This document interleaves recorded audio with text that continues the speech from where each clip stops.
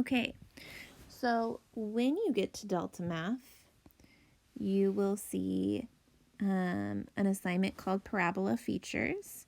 You'll click on that assignment and it will give you multiple different types of problems. So this is one of the type of problems you could get. So I'm going to take a picture of this so that I can then go write on it.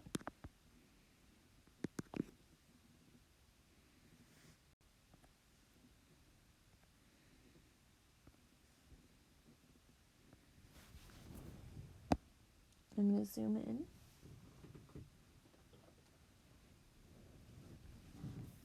Okay, as we read this, it says use the graph, determine the coordinates of the x-intercepts of the parabola. Remember, the word parabola means the U shape. Notice that this one's sad. So I just want to point that out. It's sad. And we're looking for x-intercepts. So that's where it hits the x-axis. So I'm like, oh, it hits here. But it also hits there. So there's two places. Those two places are at -4, and it doesn't move up at all. -8, and it doesn't move up at all. So we need to go and put in an answer type. So I'm going to move back into Delta Math. My answer type is 2 points because I had two answers. Because I'm looking for x-intercepts, those numbers that we got are the x portion. So that -8 and the -4, those are my x portion because I'm looking for x-intercepts. The y's on x-intercepts are always the same. They're always 0. So I'm going to go and I'm going to submit this answer. And it's correct. It says the x-intercepts are -8 and 0, so you can see their yellow dots there. -4 and 0. And it's where it intersects the x-axis, and that means where y equals 0. Okay, so I'm going to do another one.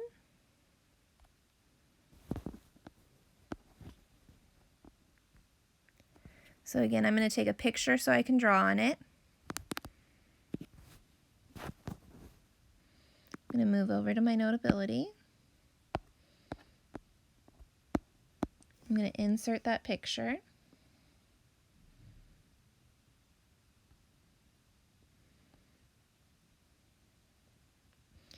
This time it says, using the graph, determine the coordinate of the y-intercept of the parabola. So the y-intercept, this time we're looking for it to hit the y-axis. And if I go through and I look for that to happen, it happens right there on that -8. It only happens once. I don't see it hit again. So that first part of our thing is going to be a 1-pointer.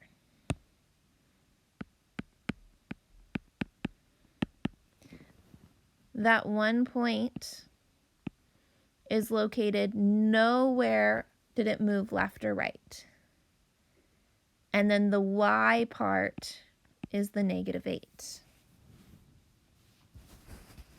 So we're going to move back over to Delta Math.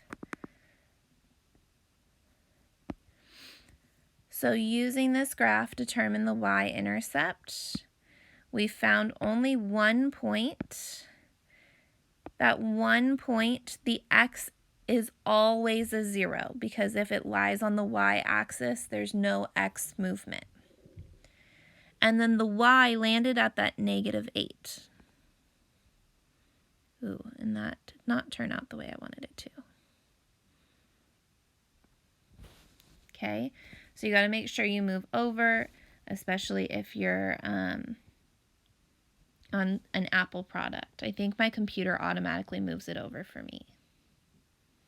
So I'm going to submit this answer. Yes, It says it's correct. Notice that yellow point sitting there on the -8. It says it's where it intersects the y-axis, so that's why the -8 is in the y position. And then it says that x equals 0 because basically it didn't move if it's on that y-axis. So that's my solution. New problem. So then here it uses the vocabulary roots of the parabola. Roots of the parabola.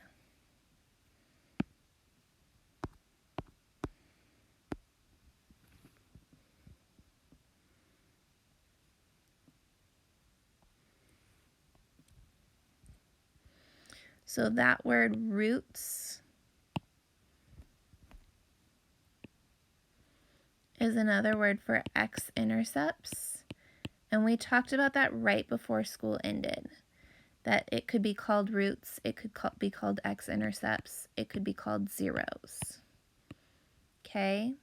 Right now when we're working for home, we're really working on this vocab word right now. That's the main one. But different types of things will throw you those other words sometimes.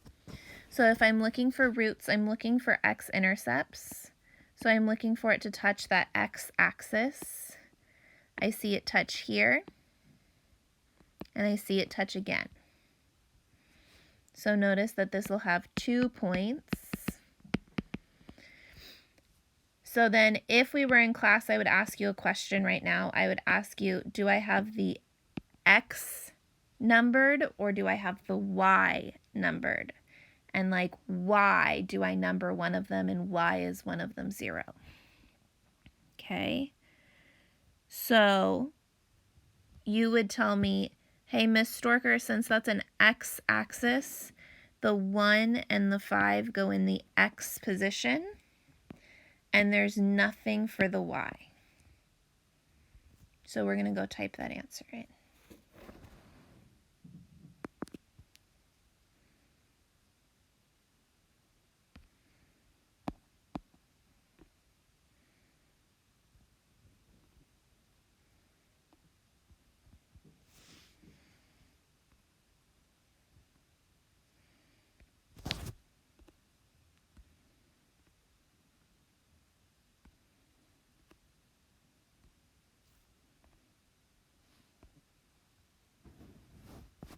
Okay, and that's correct. It tells you that those are the roots. It shows you that it is in fact equal to the x-intercepts. It talks about how it's where it hits the x-axis. Gives you new things, new problem. So then this is another roots. I'm not going to do another one of those. New problem. This one says, use the graph to determine the axis of symmetry. The axis of symmetry. So I'm going to take a picture. When I refer to this, I'd refer to it as the line of symmetry because it's a line. But when books refer to it or like a test refers to it, they're going to talk about it like an axis because that's the more vocabulary word, more academic. So the axis of symmetry is like the AOS. Remember that that's the same as the line of symmetry, where the word line and the word axis mean the same thing. So where is it symmetrical? Well, here it breaks it in half, but not really. Like it doesn't fold perfectly. Okay? So then I have some people say like, oh, well, this is half of the graph, Miss Storker.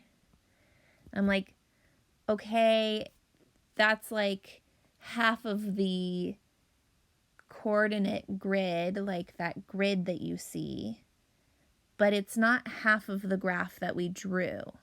So like in the middle of this graph is that line right there. And do you see how, like, if I had folded this, it folds together and it mirrors? So like this point perfectly matches that point, and this point perfectly matches that point, and this point perfectly matches that point.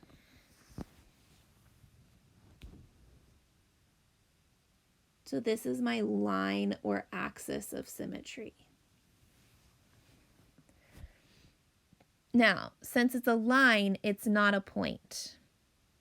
And so the choices are 1 point, 2 points, or an equation. And it's not a point, so it's an equation. This equation goes through the x-axis, which means I get an x equals -3, because that's the point it's on. So we'll scroll back to Delta Math.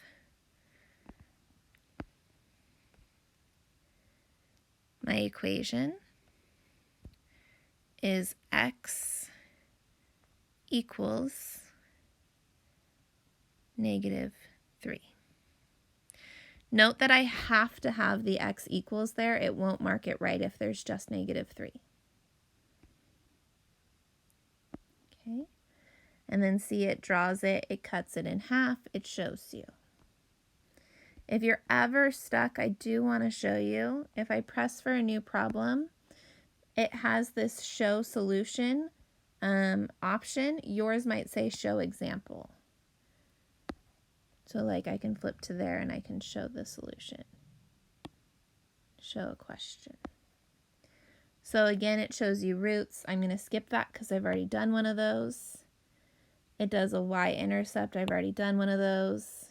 Does a y-intercept. Does an axis. I've already done one of those. The last thing left is a vertex.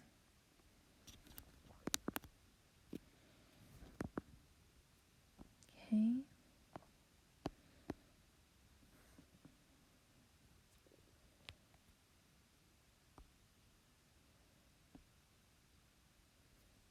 So it asks for the vertex of the parabola.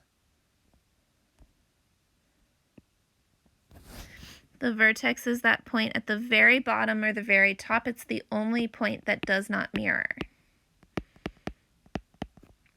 It is 1 point, and this one is located at -4, comma, -4. Notice I went left and right before I went up or down, just like when we're reading. So I'm going to flip back over to Delta Math.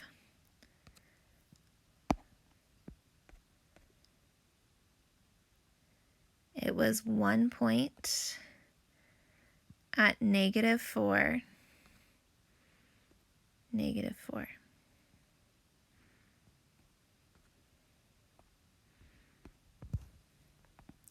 So I submit my answer, and it looks like that.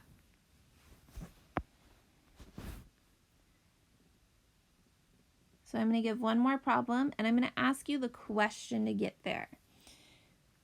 So I'm not going to actually answer this. I'm just going to ask you questions. So what are you looking for right now? And your answer should be x-intercepts. If we were in class, I would ask you, well, what is an x-intercept? And you would tell me it's where it touches that x-axis. I would then ask you, how many places does this touch the x-axis?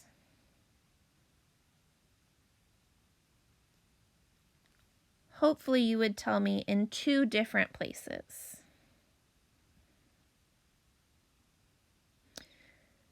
Where does that happen? It happens at -1 and 3. So in 2 different places, I'm looking for x-intercepts, so I know my x's are the numbers.